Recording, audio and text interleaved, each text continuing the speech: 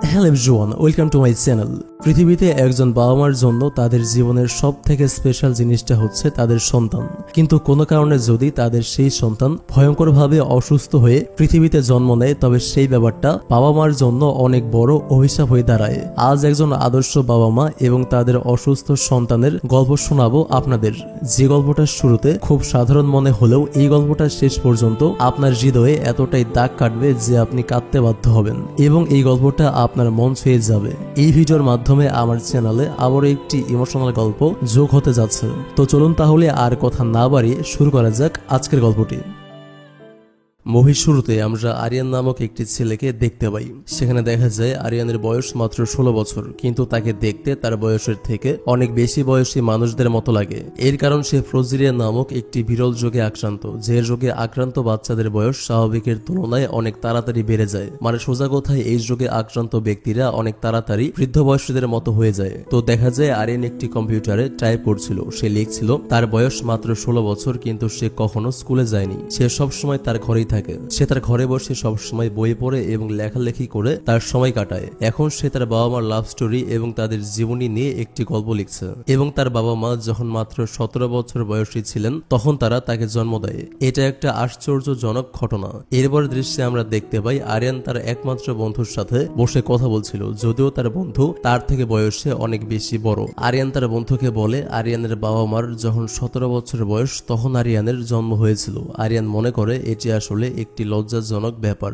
তখন তার বন্ধু বলে এটি কোনো লজ্জাজনক ব্যাপার না। আরিয়ান বলে কিভাবে এটি একটি লজ্জার বিষয় না। তখন তাদের বয়স 27 ছিল না, তাদের বয়স 17 ছিল।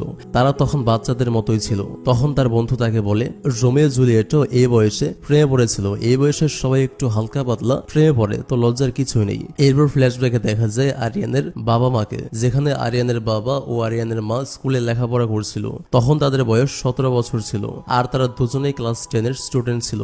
আরিয়ানের মা মীরা এবং আরিয়ানের বাবা ডাইসো একটি রেস্টুরেন্টে বসে কফি খাচ্ছিল। তখন আরিয়ানের মা মীরা আরিয়ানের বাবা ডাইসোকে বলে যে সে প্রেগনেন্ট, তারা বাবা মা হতে চলেছে। তখন ডাইসো মীরাকে বলে আমাদের মাত্র 17 বছর বয়স, আমরা এখনো স্কুলে পড়ি, তাহলে এই বাচ্চাকে কিভাবে সামলাবো? আমরা নিজেরাই তো এখনো ম্যাচিউর হইনি, আর আমার পরিবারের অত টাকাও নেই।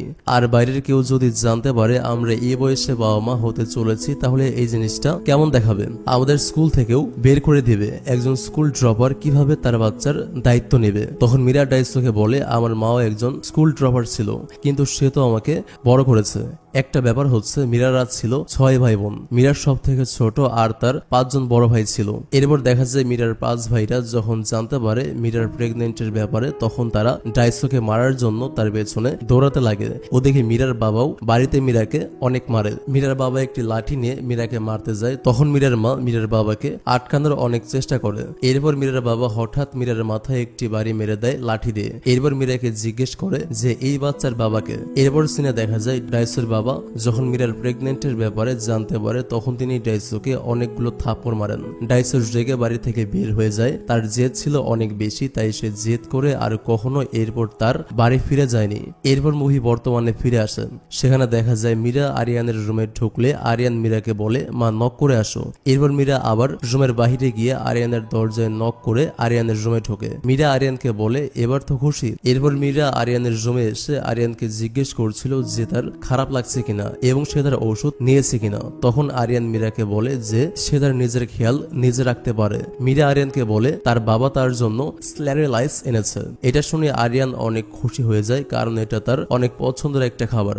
এরপর তারা খেতে বসে টিভিতে তারা একটি প্রোগ্রাম দেখছিল। সেই প্রোগ্রামে তাদেরকেই দেখানো হচ্ছিল টিভিতে। আসলে আরিয়ানের চিকিৎসার জন্য অনেক টাকার দরকার ছিল, কিন্তু তাদের কাছে পর্যাপ্ত পরিমাণ টাকা ছিল না। তাই মীরা এবং ডাইসো আরিয়ানের জীবন কাহিনী নিয়ে একটি প্রোগ্রাম ব্রডকাস্ট করছিল। এই প্রোগ্রাম থেকে অনেক মানুষ আরিয়ানের অসুস্থতার কথা জানতে পারে এবং তাদের চিকিৎসার জন্য অনেক মানুষ টাকা ডোনেট করে। এই প্রোগ্রামে আরিয়ানের বাবা বলে যে তারা কিভাবে 17 বছর বয়সে বাবা মা হয় এবং এই প্রোগ্রামে আরিয়ান বলে সে কোনোদিন স্কুলে যায়নি, সে সুস্থ হওয়ার পরে একদিন হলেও স্কুলে যেতে চায়। এই প্রোগ্রামে ডাক্তার বলে আরিয়ানের বয়স দ্রুত বাড়ছে, তার বয়স এখন 16 বছর হলেও তাকে দেখতে 80 বছরের বয়সীদের মতো লাগছে। সাধারণ মানুষ থেকে তার বয়স 10 গুণ বেশি বাড়ছে প্রতিদিন। তার সঙ্গে আরিয়ানের হার্টের সমস্যাও আছে এবং সে ধীরে ধীরে তার দৃষ্টিশক্তিও হারিয়ে ফেলছে, একসময় সে অন্ধ হয়ে যাবে। ডাক্তার আরো বলে এটি একটি রেয়ার রোগ যার এখনো পর্যন্ত কোনো চিকিৎসা বের হয়নি। দেখানো হয় ডাইসু গাড়ি চালায় এবং মীরা একটি ফ্যাক্টরিতে কাজ করে। তারা দুজন প্রচন্ড কষ্ট করার পর যে টাকা আয় করে তা আরিয়ানের চিকিৎসার জন্য পর্যাপ্ত নয়, তাই তাদের মানুষের কাছ থেকে আরো সাহায্য প্রয়োজন আরিয়ানের চিকিৎসার জন্য। প্রোগ্রামে আরিয়ান বলে আরিয়ান তার বাবার গাড়িতে চড়তে অনেক ভালোবাসে, আর প্রোগ্রামের শেষে আরিয়ান বলে আরিয়ান চায় সে তার বাবা মায়ের ভালো আদর্শ সন্তান হয়ে উঠতে। তার বাবা মার জীবনে সে আবার সব আনন্দ ফিরিয়ে আনতে চায়, কিন্তু সে এটাও জানে যে এটা সে পারবে না, কারণ সে অসুস্থ। এরপর দেখা যায় আরিয়ানের বন্ধু রাতের বেলা প্রোগ্রাম শেষে তার বাড়িতে চলে আসে। আরিয়ানের বাবা জিজ্ঞেস করে তুমি এখন এখানে কেন? তখন আরিয়ানের বন্ধু বলে এটা কেমন ডিরেক্টর, আমার ইন্টারভিউ কেটে দিয়েছে প্রোগ্রাম থেকে, এটা মানা যায় না। পরের দিন ওই প্রোগ্রামের প্রডিউসার মীরার বাড়ি আসে এবং মীরাকে বলে যে আরিয়ানের জন্য অনেক মানুষ টাকা ডোনেট করেছে এবং প্রোগ্রামের চাহিদাও অনেক বেড়েছে এবং রেটও অনেক বেড়েছে। মীরার প্রডিউসারকে এই সব কিছুর জন্য ধন্যবাদ জানায়। সে বলে এই প্রোগ্রামের মাধ্যমে তাদের অনেক উপকার হচ্ছে আরিয়ানের চিকিৎসার জন্য। এরপর অ্যালার্মের জন্য ডাইসের ঘুম ভাঙে। সে তাড়াহুড়া করে রেডি হয়ে গাড়ি চালানোর জন্য বের হয়ে যাচ্ছিল। দরজা খুলতেই সে দেখতে পায় আরিয়ান অলরেডি বাইরে আছে। তখন আরিয়ান তার বাবার গাড়িতে বাবার সঙ্গে যেতে জেদ ধরে, কারণ সে তার বাবার গাড়িতে চড়তে অনেক পছন্দ করে। তখন ডাইসো বলে তোমার মা যদি জানতে পারে যে আমি তোমাকে নিয়ে বের হয়েছে তাহলে তোমার মা অনেক রেগে যাবে, কারণ তোমার শরীরের জন্য এটা ভালো হবে না। এরপর আরিয়ান ডাইসোকে মোবাইল দেখায় যে ডাইসোর অলরেডি কাজে দেরি হয়ে গিয়েছে, কিন্তু এরপরেও আরিয়ান তার বাবাকে অনেক রিকোয়েস্ট করতে থাকে তার বাবার গাড়িতে ওঠার জন্য। এক পর্যায়ে আরিয়ানের কথায় ডাইসো রাজি হয়ে যায়। তার বাবা তাকে তার সাথে নিয়ে যায়। যেহেতু আরিয়ানের বাবা গাড়ি চালায় আর গাড়িতে আরিয়ানকে দেখে অনেক মানুষ গাড়িতে উঠতে চায় না, কারণ তাকে দেখতে কিছুটা অন্যরকম লাগে। আর অন্যদিকে তাকে অনেক মানুষ টিভিতে দেখেছে বলে তাকে চিনতে পারে এবং গাড়িতে উঠে তার সাথে সেলফি তোলে। এরপর সারাদিন আরিয়ানের সময় অনেক ভালো কাটে। রাতের বেলায় ডাইসো মীরাকে আনতে যায় তার কাছ থেকে। দিন শেষে রাতের বেলা আরিয়ান ও তার বাবা মা বাগানের এক জায়গায় বসে গল্প করে এবং তারা খাওয়া দাওয়া করে। তখন আরিয়ান বলে সে অনেক খুশি আজকে। মীরা তখন বেশি বিয়ার খাচ্ছিল। এরপর ডাইসো বলছিল যে আরিয়ান একদম তার মতো ট্যালেন্টেড, তার মতো দেখতে। তখন মীরা বলছিল একদমই না, আরিয়ান আমার মতো দেখতে আর আমার মতো ট্যালেন্টেড, আমার মতো স্মার্ট। তারপর ডাইসো বলছিল তা যাই হোক, কিন্তু আরিয়ানের চোখগুলো তো আমার মতো। তখন মীরা বলে এসব কথা বাদ দিয়ে দাও, আরো বিয়ার নিয়ে আসো। এরপর ডাইসো আরিয়ানকে সাথে নিয়ে বিয়ার আনতে যায়। বিয়ার নিয়ে আসার সময় আরিয়ান ডাইসোকে বলে সে ওয়াশরুমে যাবে। এরপর আরিয়ান ওয়াশরুমে যায়। এখানে কিছু মানুষ তাকে তার চেহারা নিয়ে অনেক বিরক্ত করতে শুরু করে। আরিয়ানকে তারা এলিয়েন বলে মজা করতে থাকে। তারা তার মাথা থেকে টুপি ফেলে দিয়ে তার ছবি তুলতে থাকে। তখন সেখানে ডাইসো চলে আসে।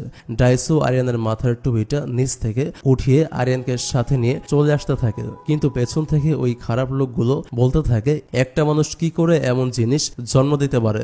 এবার ডাইসো অনেক রেগে যায়। সে ওই লোকগুলোর সাথে ফাইট করতে যায়। তখন আরিয়ান ইমাজিন করতে থাকে যে তার বাবা ওই লোকগুলোকে অনেক বেশি পিটাচ্ছে এবং তাদেরকে ফ্লাইং কিক দিচ্ছে, কিন্তু রিয়েলিটিতে এটার পুরো উল্টো ব্যাপার হয়। তাদের ভেতর মারামারি দেখে পুলিশ তাদের থামাতে আসে, কিন্তু ডাইসো ভুলে ওই লোকগুলোর বদলে একটি পুলিশকে কিক মেরে দেয়। তারপর পুলিশ ডাইসোকে ধরে পুলিশ স্টেশনে নিয়ে যায়, সাথে ওই লোকগুলোকেও ধরে নিয়ে যায়। তারপর মীরা পুলিশ স্টেশনে চলে আসে। মীরা পুলিশগুলোকে বলে আমার হাজবেন্ডের এখানে কোনো দোষ নেই, ওই লোকগুলো আমার হাজবেন্ডকে আর আমার ছেলেকে ডিস্টার্ব করছিল। তখন ওই লোকগুলো ডাইসোর উপর উল্টো দোষ চাপিয়ে দিয়ে বলছিল না আমাদের কোনো দোষ নেই, উল্টো ওই লোকটাই আমাদেরকে আগে মেরেছিল। এরপর ডাইসো এবং ওই লোকগুলোর মধ্যে আবার মারামারি লেগে যায়। তারপর মীরা পুলিশকে অনেক রিকোয়েস্ট করে ডাইসোকে ছাড়িয়ে আনে। এরপর ডাইসো আরিয়ানকে কাঁধে নিয়ে হাঁটতে হাঁটতে বাসার দিকে যেতে শুরু করে। এরপর মীরা হাঁটতে হাঁটতে ডাইসোকে অনেক বকাবকি করে কেন সে তাদের সাথে মারামারি করতে গিয়েছিল। তখন ডাইসো বলে তারা আরিয়ানকে এলিয়েন বলছিল আর তাকে বুড়ো বলেছে।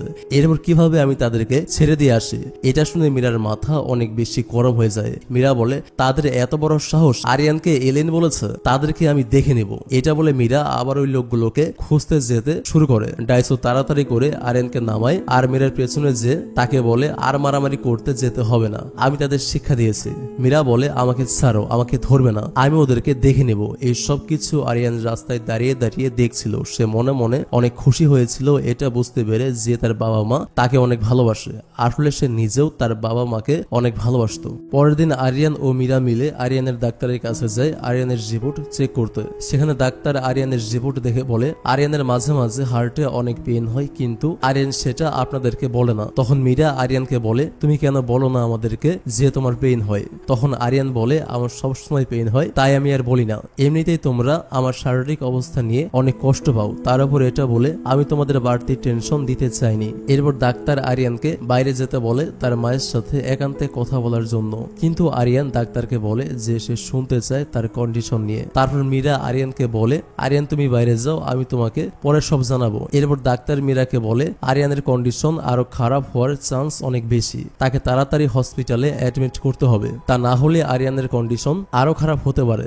ডাক্তারের সাথে কথা শেষ করে আরিয়ান ও মীরা ডাক্তারের চেম্বার থেকে বের হয়ে যায়। তারা দুজন বাড়ির দিকে রওনা হতে থাকে। আরিয়ান ও মীরা যখন রাস্তা দিয়ে হাঁটছিল তখন কিছু মানুষ আরিয়ানের দিকে অবাক দৃষ্টিতে তাকিয়েছিল এবং আরিয়ানের অসুস্থতা নিয়ে তারা নিজেদের মধ্যে আলাপ আলোচনা করছিল। এসব দেখে আরিয়ান অনেকটা অস্বস্তি ফিল করে। সে মীরাকে বলে তাড়াতাড়ি বাসায় যাওয়ার জন্য। মানুষ তার দিকে তাকিয়ে তাকে নিয়ে কথা বলছে, এটা তার ভালো লাগছে না। তখন মীরা আরিয়ানকে রাস্তায় দাঁড় করায় এবং তাকে বোঝায় যে তুমি অসুস্থ আর এটা কোনো অপরাধ নয়, তুমি কেন মানুষ থেকে লুকিয়ে বাঁচবে? মানুষের কথায় কান দিও না, মানুষের কাজই হচ্ছে অন্যকে নিয়ে কথা বলা, অন্যের সমস্যা নিয়ে মজা করা, তুমি কেন ভয় পাবে তাদেরকে? তুমি ভুলে যেও না তোমার যখন জন্ম হয়েছিল তখন আমার মাত্র 17 বছর বয়স ছিল, তখন আমিও এসব পরিস্থিতির মধ্য দিয়ে পার হয়েছি। মানুষ আমাকে এবং তোমার বাবাকে নিয়ে অনেক কথা শুনিয়েছে, কিন্তু অন্যের কথায় কান দেওয়া মানে অন্যকে জিতিয়ে দেওয়া, কারণ তারা তোমাকে কষ্ট দেওয়ার জন্যই কথা বলছে। তখন আরিয়ান বলে, স্ট্রাগল করা কি এতই কষ্টকর? তখন মীরা বলে, কষ্টকর কিন্তু এতটাও না, নিজেকে স্ট্রং রাখা উচিত। এরপর তারা বাসায় চলে আসে। রাতে আরিয়ান তার বাবা মার লাভ স্টোরি এবং জীবন কাহিনী নিয়ে লেখা গল্পটা নিয়ে পরের অংশটা লিখতে বসে। সেখানে এখন সে তার বাবাকে নিয়ে লেখে। তার বাবার দুটো ভালো গুণ আছে, তার বাবা অনেক দয়ালু এবং তার বাবা অনেক হেল্পফুল অন্য মানুষদের প্রতি, কিন্তু তার বাবার একটা খারাপ গুণ হচ্ছে তার বাবা অনেক বেশি লম্বা আর তার বাবা অনেক ঘুমায়। এসব লিখতে লিখতে আরিয়ানের চোখে অনেক পেন হতে শুরু করে। এরপর লেখালেখি বাদ দিয়ে আরিয়ান মেডিসিন নেয়, ওখানে বসে। মেডিসিনের কারণে আরিয়ানের ঘুম চলে আসে। সে ওখানেই বসে বসে ঘুমিয়ে যায়। অনেকক্ষণ পর যখন আরিয়ানের ঘুম ভাঙে সে চোখ খুলে দেখে তার কম্পিউটারে একটি ইমেল এসেছে। ইমেলটি অজানা একটি মেয়ে পাঠিয়েছে যার নাম সুহা। আরিয়ান ইমেলটি পড়ে। এখানে আরিয়ানের সম্পর্কে সবই লেখা আছে, যা যা টিভি প্রোগ্রামে আরিয়ানকে নিয়ে দেখানো হয় এবং আরিয়ান টিভি প্রোগ্রামে যা যা বলেছে। সুহা ইমেইলে লিখেছে যে তার বয়স মাত্র 16 বছর এবং সেও কিছুটা অসুস্থ। আরিয়ান চাইলে সুহা ও আরিয়ান বন্ধু হতে পারে। সে আরিয়ানের ইমেইলটি টিভি প্রোগ্রাম থেকে পেয়েছে। লাস্টে মেয়েটি লিখেছে যে তার অনেক ইচ্ছা আরিয়ানের সাথে দেখা করার, কারণ সে তার সাথে কিছু সময় কাটাতে চায়। তারা বিশেষ কোনো বন্ধু নেই। আরিয়ানকে বন্ধু হিসেবে পেলে তার অনেক ভালো ফিল হবে। এরপর আরিয়ান সুহাকে নিজের মতো করে কল্পনা করতে থাকে। আরিয়ানের মনে হয় সব জায়গায় সে সুহারি আওয়াজ শুনতে পাচ্ছে, সুহার কথাগুলো তার কানে ভাসছে। এরপর দেখা যায় আরিয়ান রাতে ঘুমাচ্ছিল, হঠাৎ তার মনে হয় যে সে আবার সুহার আওয়াজ শুনতে পাচ্ছে। তখনই আরিয়ানের ঘুম ভেঙে যায়। এরপর সে ফ্রিজের কাছে গিয়ে খাবার খুঁজতে থাকে। তখন দেখা যায় ডাইসো মীরা তাদের নিজেদের মধ্যে কথা বলছিল। সেখানে মীরা ডাইসোকে বলছিল যে আরিয়ানের অসুস্থতার কারণ সে নিজেই। যখন আরিয়ান পেটে ছিল তখন সে অনেক বেশি এক্সারসাইজ করেছে, কারণ সে আরিয়ানকে জন্ম দিতে চায়নি। মীরা চেয়েছিল যেন আরিয়ান তার পেটে মারা যায়, তাই সে অনেক বেশি দৌড়াদৌড়ি করেছিল।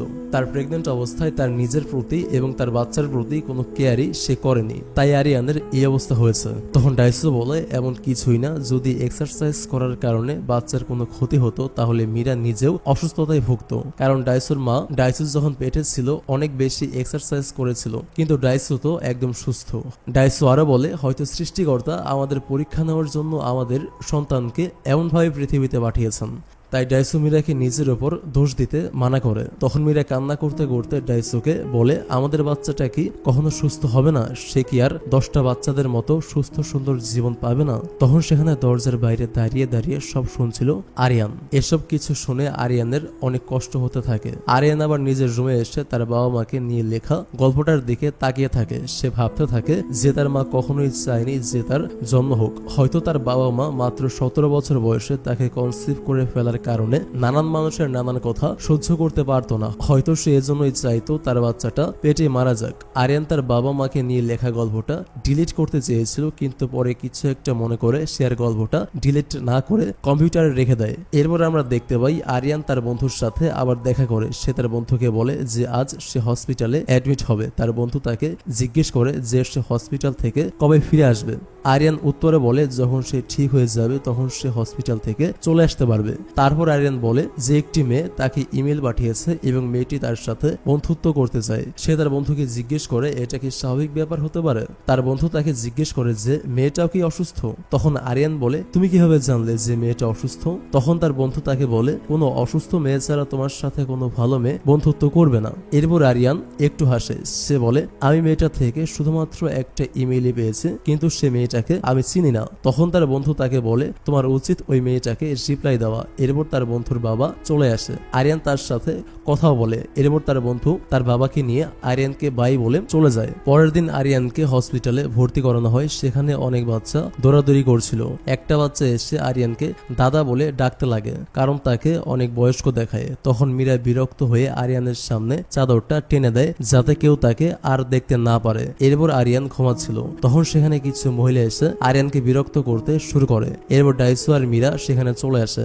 ডাইসু এসে মহিলাগুলোকে রুম থেকে বের করে দেয় এবং সেখানে টিভি প্রোগ্রামের প্রডিউসার চলে আসে আরিয়ানকে দেখতে। প্রডিউসার আরিয়ানের জন্য অনেক গিফট নিয়ে এসেছে। এরপর প্রডিউসার আরিয়ানকে বলে তোমার পছন্দের সব থ্রিলার বইগুলো নিয়ে এসেছি, তুমি পড়তে পারবে। তারপর রাতের বেলা সে হসপিটালে চাদরের নিচে শুয়ে সোহার ইমেলের রিপ্লাই দেয়। আরিয়ান সোহাকে উত্তরে বলে যে থ্যাঙ্কস আমাকে এত সুন্দরভাবে মেসেজ দেওয়ার জন্য। এরপর সোহাও তার ইমেলের রিপ্লাই দিয়ে আরিয়ানের সাথে সুন্দর করে কথা বলে। এভাবে আরিয়ান ও সোহা অনেকক্ষণ ইমেইলে কথা বলে। আরিয়ানের এটা অনেক ভালো লাগে। এভাবে ধীরে ধীরে আরিয়ান ও সোহা প্রতিদিন কথা বলতে থাকে ইমেইলের মাধ্যমে। আরিয়ান সোহার সাথে কথা বলার জন্য তার মেন্টাল কন্ডিশনও অনেক বেশি তাড়াতাড়ি রিকভার করতে থাকে। সে ধীরে ধীরে সুস্থ হতে থাকে। কারণ হচ্ছে যদি মানুষের মন ভালো থাকে, মানে সে যদি মনের দিক থেকে উৎফুল্ল থাকে, তাহলে তার ব্রেনে একটা বিশেষ সিগন্যাল পাঠানো হয় যে সে ভালো আছে। আর সেই সিগন্যালটা তার শরীরেও কিছুটা প্রভাব ফেলে, যার ফলে মানুষটা শারীরিকভাবে কিছুটা সুস্থতা ফিল করে। তো একদিন সোহা আরিয়ানের জন্য একটি গান পাঠায়। এটা শোনার পর আরিয়ান নিজেকে টিনেজারের মতো কল্পনা করতে থাকে। যদি তার শরীর তার বয়স অনুযায়ী ঠিক থাকতো তাহলে সেও একটা নর্মাল মানুষের মতন নর্মাল জীবন যাপন করতে পারত। এভাবেই আরিয়ান ও সোহার মধ্যে বন্ধুত্বের সম্পর্কটা দিনে দিনে একটু একটু করে আগাতে থাকে। এরপর দেখা যায় মীরাকে প্রডিউসার বলছিল যে আরিয়ানকে নিয়ে তারা আরো একটি প্রোগ্রাম করবে, কিন্তু মীরা কিছুতেই রাজি হচ্ছিল না, কারণ আরিয়ান এখন হসপিটালে, তার কন্ডিশন এত ভালো না। তখন প্রডিউসার বলে এই প্রোগ্রামটা করলে আরিয়ানেরই লাভ। মীরা তাও রাজি হচ্ছিল না। তখন আরিয়ান বলে সে প্রোগ্রামটি করতে চায়, তার কোনো অসুবিধা হবে না। এরপর আমরা দেখতে পাই যে মীরা আরিয়ানকে খাবার খাওয়াতে আসে। সেখানে আরিয়ান খাবার খেতে খেতে মীরার ব্যাগে দেখতে পাই প্রেগন্যান্সির ওষুধ। এর মানে মীরা প্রেগনেন্ট, কিন্তু সে এটা আরিয়ানকে বলেনি। আমরা দেখতে পাই ডাইসো বডিগার্ডের চাকরি নিয়েছে যাতে সে আরিয়ানের চিকিৎসার জন্য কিছু টাকা জমাতে পারে। এরপর ডাইসো এবং মীরা হসপিটালে আসে। ডাইসো এসে তার বডিগার্ড জবের প্রথম স্যালারি মীরার হাতে দেয়। এরপর মীরা ডাইসোকে আজ কে কে আরিয়ানের জন্য টাকা ডোনেট করেছে তার লিস্ট দেয়। সেখানে মীরা ডাইসোকে বলছিল যে তাদের অ্যাকাউন্টে কেউ একজন একাই $10,000 পাঠিয়েছে, আর যে এই টাকাগুলো পাঠিয়েছে তার নাম সে হাইড করে টাকাগুলো পাঠিয়েছে। এটা দেখে ডাইসো এবং মীরা দুজনেই অবাক হয়ে যায় যে কেউ একজন একাই $10,000 পাঠিয়েছে। এটা তো অনেক বেশি টাকা, আর সে তার নামটাই কেন হাইড করে টাকা পাঠিয়েছে। মীরা তখন বলে এখন আমাদের কাজ করার দরকার নেই, এখন আমরা আরিয়ানের সাথে অনেক সময় কাটাতে পারবো। এরপর ডাইসো আর মীরার অতীতের জীবনের একটা পার্ট দেখানো হয়, যেখানে দেখানো হয় যে মীরা ডাইসোকে জিজ্ঞেস করছিল যে আমাদের বাচ্চা বড় হয়ে কি হবে, তোমার কি মনে হয়? তখন ডাইসো বলে বড় কিছুই হবে, আমাদের বাচ্চা সে মিউজিশিয়ান হবে। ডাইসো মীরাকে জিজ্ঞেস করে আচ্ছা তোমার কি মনে হয়? তখন মীরা বলে আমাদের বাচ্চা এমন কিছু হবে যাতে সবাই তাকে অনেক বেশি পছন্দ করে।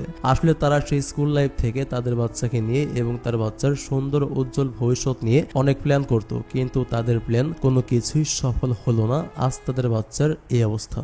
এরপর মহিটা আবার বর্তমান সিনে চলে আসে। সেখানে আরিয়ান একটি ব্রেঞ্চে বসেছিল, তার বন্ধু তার সাথে সেখানে দেখা করতে আসে। তখন সেখান দিয়ে আরিয়ানের টিভি প্রোগ্রামের প্রডিউসারও যাচ্ছিল।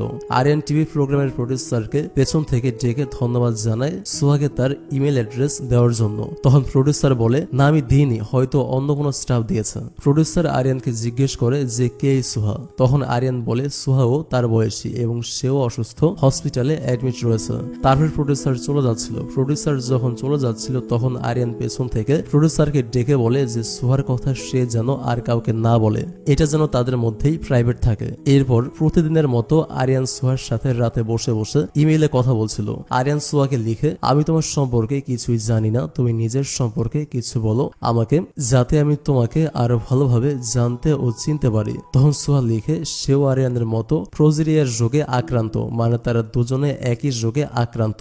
এরপর সোহা আরো লিখে যে তার মা সে ছোট থাকতেই মারা যায়, তার বাবা একাই তাকে বড় করেছে, তার অনেক ইচ্ছে রাইটার হওয়ার, লেখালেখি তার অনেক পছন্দ, কিন্তু তার বাবা চায় সে একজন ডক্টর হোক, কিন্তু লেখালেখির বিষয়টাই তাকে বেশি আনন্দ দেয়, সে গল্প উপন্যাস লিখতে খুব পছন্দ করেন। তখন আরিয়ান বলে যে তারও রাইটার হওয়ার ইচ্ছা রয়েছে, তারও লেখালেখি করতে ভালো লাগে, এখন সে তার বাবা মাকে নিয়ে একটি গল্প লিখছে।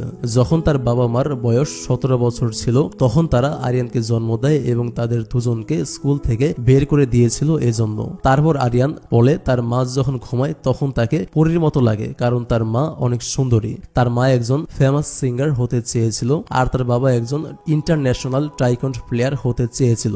এভাবে তাদের মধ্যে বিভিন্ন কথা চলছিল। এরপর আমরা দেখতে পাই যে ডাইসো বডিগার্ডের জব করছিল আর সেখানে কিছু ইয়ং গার্লসদের ফাংশন চলছিল। তখন মেয়েগুলো নিজেদের রূপ নিয়ে কথা বলছিল, যে যার রূপ নিয়ে প্রশংসা করছিল, নিজেরাই নিজেদের চুলের নিজেরাই প্রশংসা করছিল। সবাই বলতে লাগলো তারা নিজেরাই সবচেয়ে সুন্দর। তখন সেখানে একটি মেয়ে এসে ডাইসোর দিকে তাকায়, ডাইসোর দিকে তাকিয়ে মেয়েটি বলে সে কি বডিগার্ড হিসেবে নতুন এসেছে? তখন ডাইসোর পাশের বডিগার্ডটি বলে হ্যাঁ নতুন, আমরা একসঙ্গে কাজ করছি। ওখানে কিছু মেয়ে ডাইসোর রূপ নিয়ে প্রশংসা করছিল, একজন বলছিল ডাইসো অনেক সুন্দর আর ইয়াং। তখন ডাইসোর পাশে থাকা বডিগার্ডটি বলে তাকে ইয়াং দেখালেও কিন্তু তার 16 বছর বয়সী একটি ছেলে আছে এবং তার ওয়াইফ আছে। এই সময় মীরা আরিয়ানের সাথে হসপিটালে ছিল, আরিয়ানকে খাবার খাওয়াচ্ছিল। সেখানে আরিয়ান টিভি দেখছিল, হঠাৎ করে ডাইসো আর ওই মেয়েদেরকে টিভিতে দেখাচ্ছিল।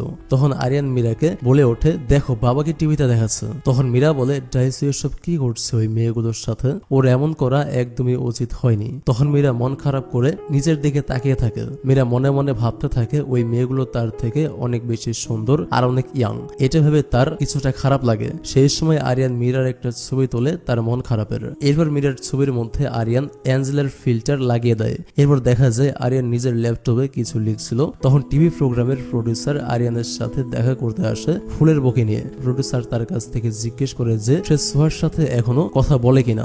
আরিয়ান উত্তর দেয় হ্যাঁ। প্রডিউসার আরিয়ান থেকে সোহার ইমেল অ্যাড্রেস খোঁজে কিন্তু আরিয়ান দিতে মানা করে। এরপর প্রডিউসার বলে যে তারা চাচ্ছে সোহার এবং আরিয়ানের বন্ধুত্বকে নিয়ে একটি টিভি প্রোগ্রাম বানাতে। তখন আরিয়ান প্রডিউসারকে বলে সোহার এই কথাটা শুধু আমি আপনাকে বলেছিলাম, তাহলে টিভি প্রোগ্রামের অন্যরা কিভাবে জানলো? প্রডিউসার বলে যে তার মুখ ফসকে বের হয়ে গিয়েছে। তখন আরিয়ান বলে যে সোহা নিশ্চয়ই এই প্রোগ্রামের জন্য রাজি হবে না। তখন প্রডিউসার আরিয়ানকে বলে যে সে যেন সোহাকে মানিয়ে নেয়, এই প্রোগ্রাম থেকে সবাই সোহাকে চিনবে এবং তারও চিকিৎসার জন্য সাহায্য পাঠাবে। আরিয়ান বলে আচ্ছা ঠিক আছে আমি দেখছি সোহার সাথে কথা বলে। এরপর দেখা যায় একটি শুট চলছিল আরিয়ানের, যেখানে আরিয়ান ইন্টারভিউয়ের পরে অনেক বেশি অসুস্থ হয়ে যায়। এরপর মীরা আরিয়ানকে তাড়াতাড়ি হসপিটালে নিয়ে যায়। এরপর আরিয়ানের বন্ধু আরিয়ানকে দেখতে যায় হসপিটালে। তার বন্ধু তাকে জিজ্ঞেস করে যে সে কেমন আছে। উত্তরে আরিয়ান বলে আগের থেকে এখন অনেকটা ভালো লাগছে, কিন্তু সে মিথ্যা বলেছে, তার শরীর আগের থেকে অনেক বেশি খারাপ। এরপর দেখা যায় সেখানে কিছু টিনেজাররা দৌড়াদৌড়ি করছে, তারা একে অপরের পেছনে ছুটছিল। একটা ছেলের সাথে আরিয়ানের বন্ধুর ধাক্কা লাগে, ছেলেটা তখনই ওর বন্ধুকে সরি বলে দেয়। এবার আরিয়ানের বন্ধু আরিয়ানকে বলে এই বয়সটা এমনই, খুবই মজার। তখন আরিয়ান ভাবতে থাকে সে যদি এখন সুস্থ হতো তাহলে তাদের মতোই এমন ছোটাছুটি করতে পারতো, তাদের মতোই তার জীবনটা অনেকটা সুন্দর হতো। আচ্ছা ভিডিওর মাঝখানে একটা কথা বলছি, অনেকেই 16 বছর পার করেছেন বা এখনো অনেকেই 16 বছরের আছো, বাট তোমরা আরিয়ানের থেকে সুস্থ আছো, ভালো আছো, তাহলে মন থেকে কখনো কি আল্লাহ পাকের কাছে শুকরিয়া জানিয়েছো? চলুন একবার আমরা মনে মনে সবাই বলি আলহামদুলিল্লাহ। যাই হোক ভিডিওর পরের অংশে যাচ্ছে। এরপর আমরা দেখতে পাই আরিয়ান হসপিটালে বসে একটি গল্প পড়ছিল। তখন ডাক্তার এসে তার হাত থেকে আইপ্যাড নিয়ে নেয়। ডাক্তার তার বাবা ডাইসো ও তার মা মীরাকে বলে যাতে আরিয়ান আর গেমস বা আইপ্যাড না ইউজ করে, কারণ তার চোখের জ্যোতি আস্তে আস্তে কমে যাচ্ছে, সে কিছুদিন পর আর চোখে দেখতে পাবে না। এরপর পরের দিন সকালবেলা দেখা যায় আরিয়ান সোহাকে বলে সে যেন তার একটি ছবি পাঠায়, কারণ আরিয়ান কিছুদিন পর আর চোখে দেখতে পাবে না, তাই সে চোখের জ্যোতি হারানোর আগে সোহাকে একটাবার দেখতে চায়। কিন্তু তখন সোহার কোনো উত্তর আসেনি। রাতের বেলা আরিয়ান শুয়ে শুয়ে সোহার মেসেজের অপেক্ষা করছিল। তখন হঠাৎ সোহার একটি মেসেজ আসে ইমেইলে। সোহা উত্তরে বলে দুঃখিত, আমার মেসেজ দিতে দেরি হয়ে গিয়েছে। সোহা বলে তার ছবি তোলা একদমই পছন্দ না। এরপর সে শুধু তার হাতের একটি ছবি পাঠায় আরিয়ানকে। আরিয়ান সোহার হাত দেখে নিজেকে আর সোহাকে একসাথে টিনেজার গার্ল অ্যান্ড বয় ভাবা শুরু করতে থাকে। সে ভাবতে থাকে সোহা এবং সে একটি জঙ্গলে হাত ধরে হাঁটছিল। সেখানে সোহা তাকে জিজ্ঞেস করছিল যে তার কি সুন্দরভাবে বাঁচতে ইচ্ছে করে না। আরিয়ান তার কল্পনায় সোহাকে বলে, হে আমার বাঁচতে ইচ্ছে করে যখন বাইরে বাচ্চাদের খেলাধুলার আওয়াজ শুনতে পাই, তখন আমার বাঁচতে ইচ্ছে করে ওই বাচ্চাগুলোর মতো। যখন বাইরে সুন্দর নীল আকাশ দেখতে পাই, তখন আমার ওই সুন্দর নীল আকাশের মতো বাঁচতে ইচ্ছে করে। যখন আমি আমার মায়ের মুখের হাসি দেখি, তখন আমার সুন্দরভাবে বাঁচতে ইচ্ছে করে। তারপর 10 দিন কেটে যায়, সোহার কোনো মেসেজ আসে না। এরপর আরো অনেক সময় চলে যায়, কিন্তু সোহা আর আরিয়ানকে মেসেজ দেয় না। আরিয়ান সোহার মেসেজের অপেক্ষা করতে থাকে দিন রাত। আরিয়ান সোহার অবস্থা নিয়ে ভাবতে থাকে। সে ভাবতে থাকে সোহা বেশি অসুস্থ হয়ে যায়নি তো, সে কি তার একমাত্র বন্ধুকে হারিয়ে ফেললো। এরপর কয়েকদিন পর দেখা যায় আরিয়ানকে যখন ডাক্তার চেক আপ করতে আসে, তখন আরিয়ান ডাক্তারকে জিজ্ঞেস করে যে তার হাতে আর কতদিন সময় আছে। ডাক্তার আরিয়ানকে কিছু বলতে চায় না, কিন্তু আরিয়ান বারবার ডাক্তারকে একই কথা জিজ্ঞেস করছিল। এবার ডাক্তার কোনো উপায় না পেয়ে বলেই দেয় মাত্র 2 মাস সময় আছে। এরপর দেখা যায় আরিয়ান তার বন্ধুকে বলছিল যে সে অ্যালকোহল খেতে যায়, কারণ সে এটার টেস্ট কেমন ওটা বুঝতে চায়। এরপর তার বন্ধু তাকে রাগ করে বলে যে এটা বাচ্চাদের জন্য নয়, এটা স্বাস্থ্যের জন্য অনেক বেশি খারাপ। তোমাকে দেখতে বয়সীদের মতো হলেও তোমার বয়স কিন্তু এখনো কম। এরপর আরিয়ানের বন্ধু তার সাথে রাগ করে ওখান থেকে চলে যায়। এরপর দেখা যায় ডিরেক্টর আরিয়ানের মা মীরাকে ডেকে নিয়ে গিয়ে বলে যে অন্য একটি ডিরেক্টর একটি গার্ল এবং একটি বয় এর লাভ স্টোরির উপরে একটি গল্প লিখছিল, তার জন্য সে আরিয়ানকে ব্যবহার করেছে। সে সোহা নামের এক জিমেল আইডি খুলে কথা বলেছে আরিয়ানের সাথে। আসলে সোহা নামের কেউ নেই, ওই ডিরেক্টরের কাজ শেষ, তাই সে এখন সোহার সেজে আরিয়ানের সাথে কথা বলে না। এই বিষয়টা আমি আপনাকে একটু বুঝিয়ে বলছি। আসলে এই ডিরেক্টর একই রোগে আক্রান্ত মৃত্যু পথযাত্রী 2টি পেশেন্টের লাভ স্টোরি নিয়ে গল্প লিখতে যাচ্ছিল সিনেমা বানানোর জন্য, কিন্তু এই ধরনের পেশেন্টকে সে পার্সোনালি চিনে না এবং তাদের লাভ স্টোরি বা তাদের কেমিস্ট্রি কেমন হতে পারে সে সম্পর্কে তার ধারণাও ছিল না। এই জন্য সে এই সম্পর্কে ধারণা নেওয়ার জন্য প্লাস সেই ফিলিংসটা বোঝার জন্য সে আরিয়ানের সাথে সোহা সেজে কথা বলেছে, যাতে সে এই পেশেন্টদের মন মানসিকতা বুঝতে পারে যে এই ধরনের রোগীরা প্রেমে পড়লে তাদের আচরণ কেমন হতে পারে সেই সম্পর্কে স্পষ্ট ধারণা পাওয়ার জন্য সে আরিয়ানের সাথে এই নাটক করেছে। কিন্তু এই সব কিছু শুনে মীরা অনেক বেশি রেগে যায়। সে ওই ডিরেক্টরের নামে কেস ফাইল করতে চায়। এই সব কিছু দরজার বাইরে থেকে আরিয়ান শুনে ফেলে। সে মন থেকে অনেক ভেঙে পড়ে এসব শুনে, কারণ সে মনে মনে সোহাকে অনেক বেশি পছন্দ করে ফেলেছিল। সে অচিরেই সোহাকে অনেক বেশি আপন ভেবে ফেলেছিল। সে সব কিছু মানতেই পারছিল না যে বাস্তবে সোহার কোনো অস্তিত্ব নেই। সে আস্তে আস্তে এরপর খাওয়া দাওয়া ছেড়ে দেয় আর অনেক বেশি গেমস খেলতে থাকে, যেটা তার চোখের জন্য ক্ষতিকর। তার বাবা মার সাথেও সে অনেক রেগে রেগে কথা বলতে থাকে। মিরাই এবং ডাইসু তাকে খেতে বললে সে বলে যে তার খেতে ইচ্ছা করছে না। আরিয়ান তখন মিরাই এবং ডাইসুকে বলতে থাকে যে তোমাদের কথা আমি সব শুনেছি, কিন্তু মরার আগে এখন আমাকে আমার ইচ্ছা মতো চলতে দাও। তার এইসব কথা শুনে ডাইসু আর মীরা অনেক বেশি কষ্ট পায়। আরিয়ানের এই অবস্থা দেখতে পারছিল না তারা। ডাইসু কান্না করতে থাকে আরিয়ানের এই অবস্থা দেখে।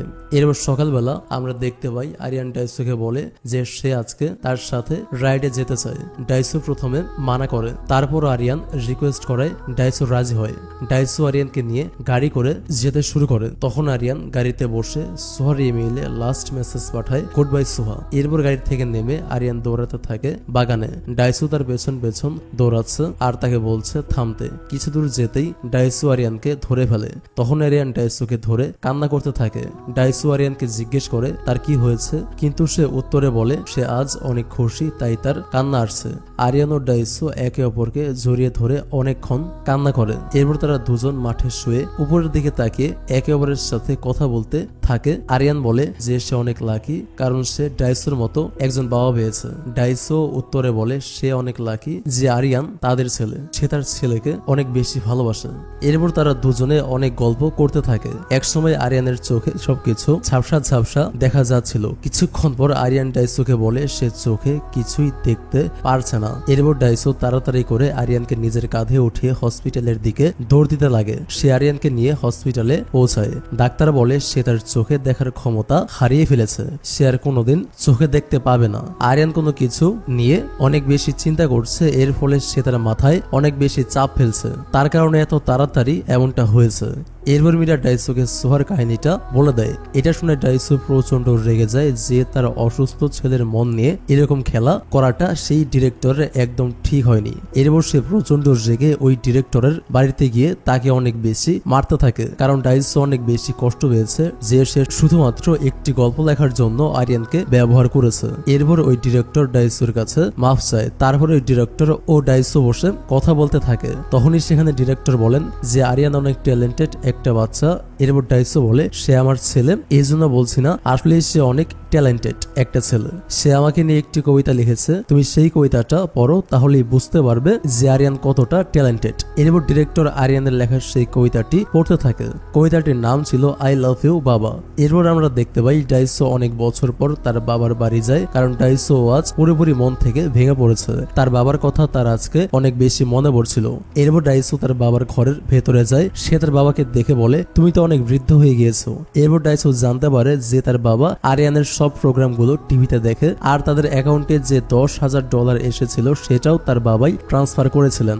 ডাইসো তার বাবার কাছে মাফ চায়। সে তার ভুল বুঝতে পারে যে তার বাবা কখনোই তাকে দূর করেনি, সে নিজের থেকে তার বাবার থেকে দূরে চলে গিয়েছে। আর এখন সে নিজেও একজন বাবা হয়েছে। আর এখন সে ভালো করে বুঝতে পারে যে তার ছেলে যদি তার থেকে দূরে চলে যায় তাহলে তার কতটা কষ্ট লাগবে। ঠিক সেই কষ্টটাই সে তার নিজের বাবাকে দিয়েছিল, কিন্তু ইনডাইরেক্টলি তার বাবা তাকে সাহায্য করছিল। তারপর তার বাবা তাকে বলে যে সে জানে আরিয়ানের হেড অনেক পছন্দ, তাই সে আরিয়ানের জন্য অনেকগুলো হেড কিনেছে। এরপর ডাইসোর বাবা ডাইসোকে হেডগুলো দিয়ে বলে, I am proud of you, তুমি ভালো কাজ করছো। তুমি তোমার ছেলেকে বাঁচানোর জন্য যে চেষ্টাটা করছো সেটাই একজন আদর্শ বাবার করা উচিত। আমি তোমার জন্য সবসময় সৃষ্টিকর্তার কাছে প্রে করি। এরপর ডাইসো হসপিটালে ফিরে যায়। তারপর মীরা তাকে খাওয়াতে নিয়ে যায়। মীরা ডাইসোকে বলে আর কাজে না যেতে। ডাইসো মীরাকে বলে যে কাজে না গেলে টাকা কিভাবে আসবে। এরপর মীরা বলে যে আরিয়ানের হাতে বেশি সময় নেই, আমাদের উচিত এখন আরিয়ানের সাথে একটু বেশি সময় কাটানো। ডাইসো বলে, তুমি এসব কেন বলছো,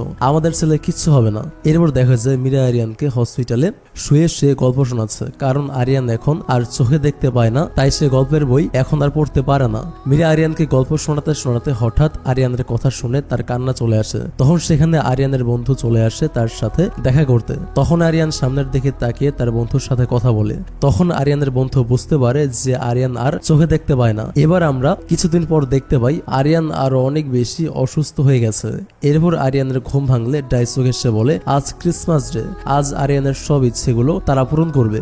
ডাইসো আরিয়ানকে জিজ্ঞেস করে তার আর কোনো ইচ্ছে আছে কিনা। তখন আরিয়ান বলে সে একটি জায়গায় যেতে চায়। সে ডাইসো এবং মীরাকে বলে যে তার শেষ ইচ্ছা সে নিউ ইয়ারের বেল শুনবে। তখন ডাইসো বলে কিন্তু তোমার তো বাবা হসপিটাল থেকে বাইরে বের হওয়া যাবে না। তখন আরিয়ান বলে যে তোমাদের সন্তানের লাস্ট ইচ্ছেও তোমরা পূরণ করবে না। এরপর তারা দুজনে মেনে নেয়। এরপর আরিয়ান ডাইসোকে বলে বাবা তোমাকে আমার আরেকটা কাজ করে দিতে হবে। তখন ডাইসো জিজ্ঞেস করে বলো কি করতে হবে। আরিয়ান বলে আমার আইপ্যাডে একটা ফাইল আছে, ওইটা আমাকে প্রিন্ট করে এনে দিবা, কিন্তু তুমি তা পড়তে পারবে না, ওই ফাইলটি আমি স্ট্রবেরি নামে সেভ করেছি। এরপর আরিয়ান ডাইসোর দিকে হাত বাড়িয়ে বলে যে আমাকে প্রমিস করো যে তুমি ওটা পড়বে না। এরপর ডাইসো তাকে প্রমিস করে। এরপর দেখা যায় ডাইসো একটি দোকানে গিয়ে আরিয়ানের লেখা স্ট্রবেরি ফাইলটি প্রিন্ট আউট করতে যায়, কিন্তু তখন হঠাৎ করে ডাইসো আরিয়ানের লেখা ফাইলটি পড়ে। সে দেখতে পায় আরিয়ান সেখানে তাকে এবং মীরাকে নিয়ে তাদের জীবন কাহিনী নিয়ে একটি গল্প লিখেছে। এটা সে কিছুটা পড়ে কান্না করতে থাকে। এরপর ডাইসো ফাইল প্রিন্ট আউট করে নিয়ে আরিয়ানের কাছে যায়। ডাইসো আরিয়ানকে বলে তার দেয়া কাজটি সে করেছে, এই ফাইলটা সে প্রিন্ট আউট করে নিয়ে এসেছে এবং সে এটা পড়েনি। এরপর ডাইসো আরিয়ানের পাশে বসে আরিয়ানের আইপ্যাডের দিকে তাকিয়ে আরিয়ানকে বলতে থাকে যে সোহার একটি ইমেল এসেছে। আসলে ডাইসো জানতো না যে আরিয়ান সোহার সত্যিকারের ব্যাপারটা জানে। তবে আরিয়ান সব জানার সত্ত্বেও তার বাবাকে বলে সোহা কি লিখে পাঠিয়েছে সেটা পড়ে তাকে শোনানোর জন্য। ডাইসো নিজের মন থেকে আরিয়ানকে বলে যে সোহা লিখেছে, আরিয়ান কেমন আছো, মনে হয় তোমাদের ওখানে অনেক বেশি ঠান্ডা পড়ছে, সাথে বরফও পড়ছে, আমাদের এখানেও অনেক ঠান্ডা পড়ছে। আমি এখন আগের থেকে অনেকটা সুস্থ আছি, আমাকে নিয়ে চিন্তা করো না, তুমি নিজের খেয়াল রেখো, আজকের জন্য গুড বাই। আসলে এই কথাগুলো ডাইসো তাকে বানিয়ে বানিয়ে বলছিল শুধুমাত্র আরিয়ানের মন খুশি করার জন্য, কিন্তু আরিয়ান সত্যিটা জানার সত্ত্বেও সে তার বাবার খুশির জন্য সে না জানার ভান করছিল। এরপর ডাইসোর বলা শেষ হয়ে গেলে আরিয়ান ডাইসোকে বলে সোহার লেখা ইমেইলটা আবার পড়ার জন্য। তখন ডাইসো আর আগের মতো করে ঠিকভাবে পড়তে পারছিল না। এরপর যখন তার বাবা তার কাছে আসে তখন আরিয়ান তার বাবাকে বলে সে সোহার ইমেইলের উত্তর দিতে চায়। তার বাবা বলে হ্যাঁ বলো, আমি লিখে সোহাকে পাঠিয়ে দিচ্ছি। এরপর আরিয়ান বলতে শুরু করে করে, থ্যাঙ্কস সোহা আমাকে ইমেল পাঠানোর জন্য। আমি তোমাকে আমার ছোটবেলার কিছু কাহিনী বলতে চাই। আমি যখন ছোট ছিলাম তখন আমার বাবা আমাকে বিভিন্ন ভাবে হাসাতো। আমার মা এগুলো ক্যামেরায় ভিডিও করতো। আমার বাবা মার ইচ্ছা ছিল অনেক পড়ালেখা করার, কিন্তু তখন তাদের কোলে আমি চলে আসি। আমার জন্য তারা তাদের স্বপ্ন ত্যাগ করে অনেক স্ট্রাগল করেছে। আমার বাবা আমার জন্য অনেক কাজ করছে, অনেক পরিশ্রম করছে। আমার মাও আমার জন্য অনেক কিছু করেছে। আমি সুস্থ হওয়ার জন্য তারা দুজন অনেক কষ্ট করেছে। আমি তাদেরকে অনেক ভালোবাসি। এইসব শুনে ডাইসো কান্না করতে থাকে। আরিয়ান এরপর চুপ হয়ে মনে মনে বলতে থাকে, আমি জানি বাবা তুমি কান্না করছো, শুধু আমি শুনতে পারছি না আর দেখতে পারছি না। এরপরের সিনে দেখা যায় ডাইসো ডাক্তারের কাছ থেকে আরিয়ানকে বাইরে নিয়ে যাওয়ার জন্য পারমিশন নিতে যায়, কিন্তু ডাক্তার কিছুতেই রাজি হচ্ছিল না। এরপর ডাইসো ডাক্তারকে অনেক রিকোয়েস্ট করে বলে, এটা আরিয়ানের শেষ সময় আর আমি চাই আমরা তিনজন একসঙ্গে এই দিনগুলোতে সময় কাটাতে এবং আরিয়ানের ইচ্ছাটাও পূরণ করতে চাই। আপনি যেখানে বলবেন আমি সেখানে সাইন করতে রাজি, কিন্তু আরিয়ানকে হসপিটাল থেকে বাইরে যাওয়ার পারমিশনটা আমাকে আপনার দেয়া লাগবেই। এভাবে ডাক্তার শেষ পর্যন্ত রাজি হয়। আরিয়ান যাওয়ার সময় ডাক্তার আরিয়ানকে বলে, সুস্থ হলে আবার দেখা হবে, খেয়াল রেখো নিজের। এরপর দেখা যায় পুরো দেশে ক্রিসমাসের সেলিব্রেশন চলছিল। রাস্তায় অনেক জ্যাম ছিল, তাই ডাইসো গাড়ির জ্যামের মধ্যে আটকা পড়েছিল। তখন মীরা আরিয়ানকে বলছিল তার কোলে মাথা রেখে একটু রেস্ট নিতে। আরিয়ান মীরার কোলে মাথা রেখে শুয়ে পড়ে গাড়িতে। এরপর মীরাকে বলে, মা তোমার গায়ের স্মেলটা অনেক সুন্দর। এরপর আরিয়ান মীরার পেটে হাত রেখে মীরাকে তার ছোট ভাইয়ের কথা জিজ্ঞেস করে। তখন মীরা বুঝতে পারে যে মীরার প্রেগনেন্সির ব্যাপারটা আরিয়ান জানে। মীরা আরিয়ানকে জিজ্ঞেস করে, তুমি এটা জানো? আরিয়ান বলে, হ্যাঁ আমি জানি। মীরা আরিয়ানকে বলে, আই এম সরি, এটা আমি তোমার থেকে লুকাতে চাইনি। আরিয়ান বলে, আমি জানি ওই দিন আমি যখন বাবার সাথে তারা দেখতে গিয়েছিলাম তখন আমি আকাশের তারার দিকে তাকিয়ে এইটাই উইশ করেছিলাম যে আমার ছোট ভাই যেন ভালো থাকে, সে যেন সব সময় সুস্থ থাকে, আমার মতো অসুস্থ হয়ে সে যেন পৃথিবীতে না আসে। এরপর আরিয়ান মীরাকে বলে তার ব্যাগটা একটু নিতে। এরপর মীরা আরিয়ানকে জিজ্ঞেস করে এটা দিয়ে এখন তার কি কাজ। তখন আরিয়ান মীরাকে বলে, ব্যাগে ওই দিনের প্রিন্ট করা গল্পটি রয়েছে। সে মীরাকে বলে ওই গল্পটি একটু পড়তে এবং এটাই তার পক্ষ থেকে তার বাবা মার জন্য নিউ ইয়ারের গিফট। আরিয়ান বলে ওই গল্পটা সেও শুনতে চায়, তার সামনে যেন এখন মীরা ওই গল্পটি পড়ে। এরপর মীরা ব্যাগ থেকে গল্পটি বের করে পড়তে যায়। মীরা দেখে এই গল্পটা তার এবং ডাইসোর প্রেম কাহিনী নিয়ে লেখা। গল্পটির নাম আরিয়ান দিয়েছিল দ্য ব্রিলিয়ান্ট সামার। গল্পটিতে আরিয়ান লিখেছে, চারিদিকে বাতাস বইছে, বাতাসে গাছের পাতাগুলো নড়ছে, এই বাতাস বোঝাচ্ছে যে নতুন ঋতু আসতে চলেছে। তারপর সেখানে ডাইসোকে দেখা যায় সে জোরে জোরে চিল দিয়ে আকাশের দিকে তাকিয়ে বলছে, আমার একটি গার্লফ্রেন্ড লাগবে। এটা বলে সে তারপর একটি নদীতে ঝাঁপ দেয়। তখন গরমকাল ছিল, গরমের ডাইসো নিজের ইচ্ছা মতো ওই নদীতে গোসল করছিল। তখন সেখানে মীরাকে দেখা যায় সে হেঁটে আসছিল, হঠাৎ একটা পাথরের সাথে ধাক্কা খেয়ে সে নিচে পড়ে যায়। সে যেখানে পড়ে ওইখানে মৌমাছির বাসা ছিল। এরপর মৌমাছি তাকে তাড়া করতে থাকে। সে দৌড়ে মৌমাছি থেকে বাঁচার জন্য ওই নদীতে ঝাঁপ দেয় যেখানে ডাইসো গোসল করছিল। ওই নদীতে প্রথম ডাইসো আর মীরার দেখা হয়েছিল। মীরাকে দেখে ডাইসো ভাবতে থাকে একটু আগে সে গার্লফ্রেন্ড চাইছিল আর এখন তার সামনে পরীর মতো একটা মেয়ে রয়েছে। সে যেন এটা বিশ্বাস করতে পারছিল না। এরপর তাদের দুজনের মধ্যে বন্ধুত্ব হয়। একদিন মীরা আর ডাইসো বসে গল্প করছিল। তখন ডাইসো মীরাকে বলছিল যে তাকে একটি গান গেয়ে শোনাতে। মীরা বলে তার লজ্জা লাগছে, সে পারবে না গাইতে। তখন ডাইসো মীরাকে বলে, তোমার না সিঙ্গার হওয়ার ইচ্ছা, তাহলে আমাকে একটা গান শোনাও, আমি দেখি তুমি কেমন গান গাইতে পারো। এরপর মীরা ডাইসোকে একটি গান গেয়ে শোনায়। এরপর আস্তে আস্তে মীরা এবং ডাইসোর বন্ধুত্ব গভীর হতে থাকে। তারা একে অন্যের প্রেমে পড়ে যায়। মীরা গল্প পড়তে পড়তে আরিয়ান হঠাৎ ছোট্ট করে বলে, বাবা মা আই মিস ইউ। এটা বলে সে তার চোখগুলো বন্ধ করে ফেলে। এই কথাটা মীরা শুনতে পায়নি আর ডাইসো শুনতে পায়নি। এরপর মীরা তার ছেলে আরিয়ানের লেখা গল্পটা পড়ে শেষ করে। আর এরপর সে ডাইসোকে জিজ্ঞেস করছিল তোমার কেমন লেগেছে। ডাইসো বলে অসাম। এরপর মীরা আরিয়ানকে বলে এটা অনেক সুন্দর হয়েছে, এটা কি আসলেই তুমি লিখেছো? কিন্তু আরিয়ান কোনো উত্তর দেয় না। এরপর মীরা আরিয়ানকে আবারও ডাকে, কিন্তু আরিয়ান এবারও কোনো সারা শব্দ করে না। এরপর মীরা আরিয়ানকে পাগলের মতন ডাকতে থাকে। আরিয়ানকে উঠতে বলে, কিন্তু আরিয়ানের কোনো শব্দ নেই, নিঃশ্বাস পড়ছে না। মীরা আরিয়ানকে জড়িয়ে ধরে কান্না করতে থাকে। তখন চারদিকে নিউ ইয়ারের বেল বাজছিল, যেটা আরিয়ান বেঁচে থাকতে তার বাবা মার কাছে শুনতে চেয়েছিল। মীরা আরিয়ানকে জড়িয়ে ধরে বলতে থাকে, তুমি না চেয়েছিলে নিউ ইয়ারের বেল শুনতে? দেখো চারিদিকে বেল বাজাচ্ছে, প্লিজ ওঠো তুমি। পুরো শহরে যেখানে নতুন বছরের উদযাপন হচ্ছিল সেখানে মীরা আর ডাইসো গাড়িতে বসে কান্না করছিল আরিয়ানকে জড়িয়ে ধরে, কারণ তাদের ছেলেটা আজকের পর থেকে তাদের সাথে আর কোনো কথা বলবে না, আর কখনো তার বাবার কাছে গাড়িতে ওঠার বায়না করবে না, তার মায়ের কাছে তার পছন্দের খাবারটি খেতে চাইবে না। পৃথিবীতে বাবা মার কাছে সব থেকে বেশি কষ্টের বিষয়টি হচ্ছে নিজের সন্তানের মৃত্যু, নিজের চোখের সামনে দেখা। এই দৃশ্য পৃথিবীর কোনো বাবা মার পক্ষেই সহ্য করা সম্ভব নয়, কিন্তু সেটাই দেখতে হলো ডাইসো এবং মীরাকে। আর এরই সাথে এই অসমাপ্ত গল্পের এখানে সমাপ্তি হয়। এই মুভিটি ঘিরে আমরা অসুস্থ একটি বাচ্চার জীবন দেখেছি এবং তার বাবা মা তার জন্য কি পরিমাণ স্ট্রাগল করেছে এবং তাকে কি পরিমাণ ভালোবেসেছে সেটা আমরা বুঝেছি। পরিশেষে একটি কথা বলতেই হচ্ছে, পৃথিবীর কাছে ডাইসো এবং মীরা এক হতভাগা মা বাবা হলেও তাদের সন্তানের কাছে ডাইসো এবং মীরা একজন আদর্শ বাবা মা। তো আজকের ভিডিওটি এখানে শেষ করছি। ভিডিওটি ভালো লাগলে একটি লাইক করবেন। থ্যাংক ইউ সো মাচ ভিডিওটা দেখার জন্য। Take love and please wait for next video. আল্লাহ হাফেজ।